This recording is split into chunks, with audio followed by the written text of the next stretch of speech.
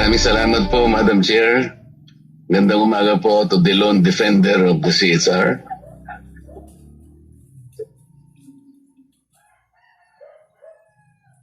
Ni Digea, in Congress, this representation moved for a 1,000 budget of the CHR. I did that. Your Honor, Madam Chair, we do recognize that at that time, Honorable Marcoleta raised an important issue, that of making sure that the CHR is able to clarify its mandate, because there was too many misconceptions with regards our mandate. At that time, the public was only cognizant that we only investigate alleged human rights violations committed by state actors. And the Honorable Marcoleta called our attention and made sure that we were able to clarify to the public that we also cater to non-state actors as well. And we also have to make sure that we are able to expound well on the other services that we provide to other sectors of the society, lest it be misconstrued na we only cater to or we only point out to the wrongdoings of government. As a result, Madam Chair, we'd like to inform you also that this has been a reason for us to improve our communications to the public. We have strived over the years to clarify our mandate, to produce infographic that will expound on the misconceptions. We have also made sure that we develop campaigns that will also support government. Say for example, lagi po kasi sinasabi, lagi pong critical si CHR of government, and we wanted to straighten that misconception, and we wanted to give positive reinforcement sa mga pagkakataon na may ginagawang tama at maraming ginagawang tama ang pamahalaan. So whenever Congress would pass legislation that is human rights based, meron po kami mga nilalabas na positive statements over the years. Pag meron pong mga panukala, programa at polisiya sa executive, amin pong wini-welcome yan sa press statements. Meron din po kaming OK card campaign as a result of the intervention of Honorable Marcoleta, where we give a thumbs up sign or a seal of approval to ongoing plans, programs, policies, legislation that is passed by Congress. This now gives the public an idea na kapag ginawa po ng pamahalaan yung kanilang trabaho ay sunod sa mga palituntunin ng karapatang pantao, ginagawa po niya yung kanyang importante responsibilidad. And so we thank Honorable Marcoleta for giving us that constructive feedback in terms of clarifying our mandate to the public. Do you remember that specifically in the defense of your budget at the plenary, I asked specifically whether or not the CSR has the jurisdiction to investigate on its own the atrocities of the Abu Sayyaf and the banditry of the Mauti gang in Marawi, as well as those responsible in the SAP debacle. And the answer given to me by the CHR defender at the time is that the CHR has no jurisdiction over this.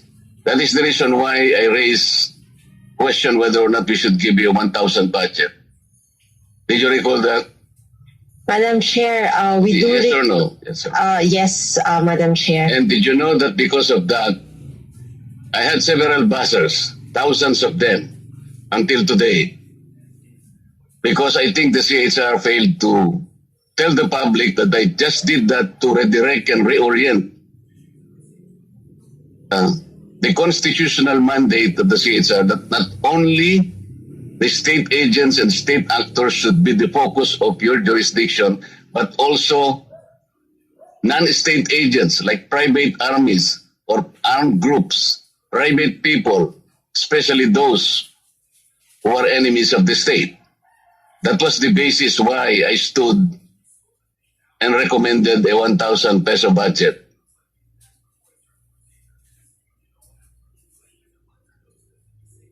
Maraming taon nang nakalipas po. And specifically, the next budget hearing you also know and you should also admit today that the former CHR chairman, the late Chito Gascon, agreed with this representation to correct your infographics. And he signed the correct one with me. I still have my copy here. And I think from that, as you have been mentioning, it should have been a redirection and reorientation of what you should be doing. Hindi lamang po pulis at saka mga sundalo ang nakagagawa ng human rights violations. Kahit na po pribadong tao, kasama po yun doon sa inyong trabaho. Yun po yung aking gustong gawin. Pero alam ko po, hindi pa sapat may malaman ng tao kaya ako ginawa yun. Sapagkat hanggang ngayon, marami pa rin nagbabasa sa akin. Madam Chair, I want also to inform this committee that because of that position, yung 1,000 peso budget, I was then doing my doctoral dissertation at the University of the Philippines. Alam po ba ninyo na yung aking advisor, iniwanan ako dahil sa aking ginawa? Did you know that, Madam? Unfortunately, Madam Chair, we were not aware that that was a result of that. Well, I'm sorry that they did not do that, Madam Chair, because I stood on the floor by way of a privileged speech, and in one of those things that I have ventured to say, sabi ko, iniwanan po ako ng aking advisor. Mabuti na lamang kasing tapang ako ni Congressman Lagman. Nilamang ko po hanggang sa natapos ko rin ang aking doctoral dissertation kahit na hindi ako tinulungan. Tinanong ko po doon, Madam Chair, wala ba akong na-violate na human right doon considering na wala naman pong kinalamanan ng pagtayo ko sa pagtatrabaho ko po ito sa Kongreso, kasama ko si Congressman Lagman. Whether for or against a particular issue, trabaho po namin yun eh. Iniwanan po ako ng aking advisor. Na-violate po ba ang aking human right? It is very unfortunate, The question Madam is, Chair. na-violate ba ang aking human right? Yes po, meron po tayong right to education, and of course, we would want to make sure that everyone is able to access that right. But nonetheless, we congratulate you for finishing your doctorate even if you were... Thank you for the congratulations. Pero may tanong ko po, Professor. iimbestigahan ba ninyo sapagkat na-violate ang aking human right? We commit to look into the matter, Madam Chair. We will be engaging with a dialogue with the professor so that we can discuss the matter and thresh out the matter. Salamat po. What is the definition of human rights? Human rights po are the supreme, inalienable, inherent. Sorry po, na po nag-dictate. Alam po ng aking mga kasama. Alam po ninyo, kaya ako tinatanong, which is a very important question. Yes po. Hanggat hindi po tayo nagkakaintindihan kung ano yung human right, hindi po natin alam kung ano talaga nababiolate. So I want you to tell us, ano po talaga ang definition ng human right? Ayon po sa United Nations, ang karapatang pantao po yung pinaka-supreme, inalienable, inherent rights that we have as human beings. It is the essence of what makes a man a human being. Domestic law? Bakit for United Nations na lang? Wala bang batas ang ating batas? Marami po tayong Wala ba batas. tayong local jurisprudence, domestic? Marami Una po yung tayo- pabayanan natin. Kung wala tayong domestic basis, saka na natin kunin yung United Nations. Madam Chair, the Philippine government as well as Congress should draw pride in the fact that we have over the years enacted a lot of legislation, in particular on human rights. Hindi po, what is the definition as we see it and as we know it in our local jurisdiction? Ito po, ang karapatang pantao po ay likas sa atin dahil tao po tayo. Kailangan po natin ang karapatang pantao dahil ito po yung nagbibigay ng esensya sa atang pagiging tao. It's what distinguishes us from You are describing it, animals. madam. You are not defining it. Importante po ma-define natin sapagkat hindi natin alam kung anong nababiolate kung hindi natin kilala. Ano yung nabiolate natin? Yung Simon versus CHR po na case natin, human rights are our entitlement as human beings. It's natural po and inherent in us Ito po being yun. a human. Nasabi niyo yung Simon. Pareho Apa. tayo dyan. Ito Yes po. po. Simon et al. Versus Commission on Human Rights, GR number 100-150, January 5, 1994. The court had the occasion to take judicial notice of the broad definition of human rights as culled from the unassembled Symposium on Human Rights in the Philippines, sponsored by the University of the Philippines in 1977. Human rights include civil rights, such as right to life, liberty and property, freedom of speech, of the press, of religion, academic freedom. Ito po yung sinasabi ko kanina. Political associations and social rights such as the right to education, employment, and social services. The term civil rights has been defined to include the rights of property, marriage, equal protection of the laws, freedom of contract, or rights appertaining to persons by virtue of his citizenship or to rights capable of being enforced or redressed in civil action. Ito po ang definition ng civil ng human rights. Marcoleta, your time is up, but as a friend, I'm giving you an extension of a minute.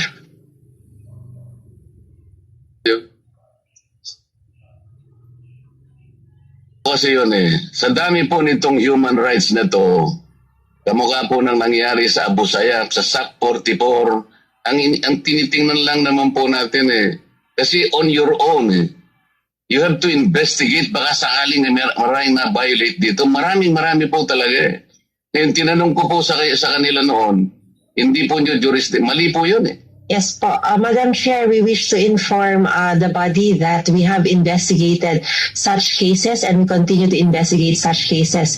In fact, we have also issued condemnatory statements. For SAC 44, we have investigated such. We have provided financial assistance to all such. We regret that it was not made known to the public in the past years, but we have endeavored to remedy it following the intervention of Honorable Marcoleta. Ito po, huli na lang. Last Congress, a committee investigated project constructed in Misamis Occidental, involving a deputy speaker, involving the powers that be in Misamis Occidental. Ang dami pong mga government offices ang nasangkot doon. DPWH, Commission on Audit, PILG, National Housing Authority, halos lahat po ng agencies involved, pati PCUP, and to the credit of the Human Rights Commission, yung representative po ninyo was able to document na totoong nangyari sapagkat winasak lahat ang mga bahay, pati po yung may-ari ng mga residential lots na nagtayo sila ng sariling bahay. Pag-aari nila talaga, titled in their own names. Yung congressman doon, sarili niyang constituents, kapitbahay niya, winasak niya ang mga bahay, invoking the right to expropriate. Ang dami pong nalabag na batas. And there is a committee report produced by that committee and upheld by the plenary at sinasabi po doon ng maraming recommendations. Tingnan po niyo yun sapagkat sinabi, padalhan ng DOJ, padalhan ang ombudsman, padalhan pati Solicitor General for any administrative, civil, law, whatever, and probably human rights violations. Ano po kaya ang gagawin niyo doon? Meron pong committee report talaga. Will you be able to look into that? Yes, Madam Chair. We will be looking into such matter. The CHR actively participates in all pre-demolition conferences. We look into such cases as well and investigate. And if the results of our investigation will point out to liabilities, we will be recommending the filing of charges. And we will look into that report, Madam Chair, and make sure that the recommendations made by Congress will be carried out and acted upon. I will undertake to give her a copy of the committee report, Madam Chair, and Madam Defender of the CHR. para lang makasiguro po tayo, ako nang magbibigay sa inyo ng kopya at tututukan ko po kayo kung talagang gagawin ninyo. That is much appreciated, Madam Chair, Salamat and po, we will Madam. ensure, Honorable Marcoleta. Thank you, Madam Chair. Thank you very much, Representative Marcoleta. Next, may I call in Representative Bonifacio Bosito from the minority. Madam Chair, thank you. Bosita, sorry. Sa ating po lahat, good morning. Madam Chair, kapag nadinig po natin yung mga kataga na human rights violations, hindi lahat, pero ang sumasagi po sa ating isip ay mga ordinaryong Pilipino lamang. Madam Chair, ma-request representatives na sagutin lamang po sa Tagalog ang ilang aking mga katanungan para maintindihan po ng ating mga kababayan, lalong-lalo na po yung mga nabibiktima ng human rights violations. Madam Chair, ako po ay dating member ng Philippine Constabulary, one of the branches of Armed Forces of the Philippines, and dati rin po akong Police Commission Officer. Madam Chair, aming nadidinig to na kapag Pilipino or hindi state agent ang napatay, sinasabi na yung military or police personnel na violate yung human rights. Pero kapag police or military ang nadisgrasya, katulad na rin nung nangyari sa Mama Sapano, ay sinasabing all right. Madam Chair, pwede po bang may paliwanag ninyo ito at nang madinig ng ating mga kababayan kung ito ba ito totoo o hindi o nangyayari talaga? Madam Chair, salamat po sa katanungan. Una po, binibigyan po natin ng diin na lahat po ng tao ay may karapatang pantao. Kahit anuman ang kanyang katayuan sa buhay, siya man ay ordinaryong sibilyan o bahagi ng pamahalaan. So kapag pong paglabag ng kanilang karapatang pantao, ito po ay dapat nating ikondena at dapat po siguraduhin natin na mga tamang remedyo ay maibigay po sa kanila. Po dyan ay ang hustisya. Kapag po kinitil ang buhay ng isang dapat talagang imbestigahan at mapapanagot kung sino mang kumitil ng buhay. Yan po ay usahan ng ating revised penal code bilang isang murder or homicide at common crime po iyan. Sinasabi po natin. Kapag naman po ang isang ordinaryong civilian ay pinatay po, for example, ng isang state agent o kaya po ng isang isa rin pong mabigat na kabag sa karapatang pantao po iyan dahil ginamit po ang lehitimong kapangyarihan para po maabuso ito at magresulta sa pangingikil ng buhay.